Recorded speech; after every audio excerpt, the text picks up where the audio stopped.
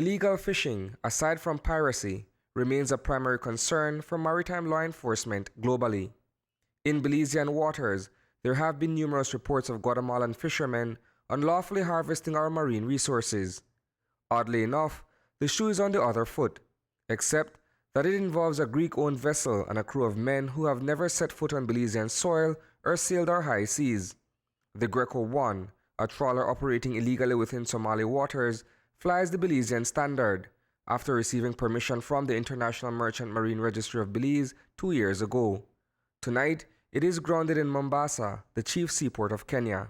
It was recently detained by Somalia government because it was suspected of engaging in illegal activities within Somali jurisdiction. So the Somali government contacted us.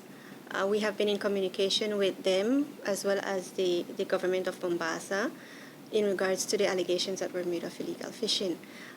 Some of the allegations that were made for us were questionable considering the economic situation in Somalia.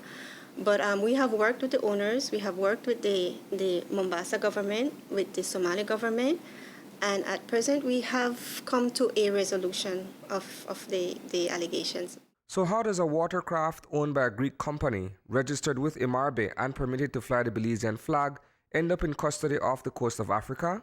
The vessel has been registered with us since 2014. It has been operating in Somali waters under license from Somali government for that time.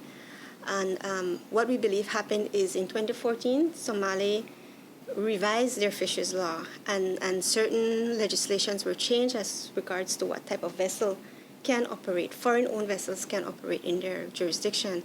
The Greco-1, unfortunately, was one of those vessels that were, their fishing gears were prohibited from operating within that area. And it came under investigation by Somali government. The Somali government basically told us that the licenses that they had given back in 2014 to this vessel was fraudulent.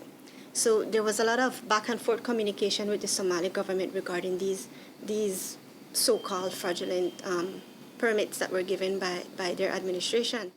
During that time, however, Greco-1 fled from Mogadishu and subsequent bulletins were issued to countries within the region, including Kenya, Madagascar, and Mozambique. Those countries all closed their ports to the fugitive vessel. The owners basically are in communication with Somali government right now to resolve the case. They were issued with a sanction. The sanction was reduced because the owners agreed to, made an agreement with them to pay a portion of that sanction after they discharged whatever cargo was on board their vessel in Mombasa. From our understanding, the payment has been made to Somali. The Somali government has yet to contact us and confirm that that payment has been received, but the vessel is currently located in Mombasa, where it has been prohibited from sailing by Belize.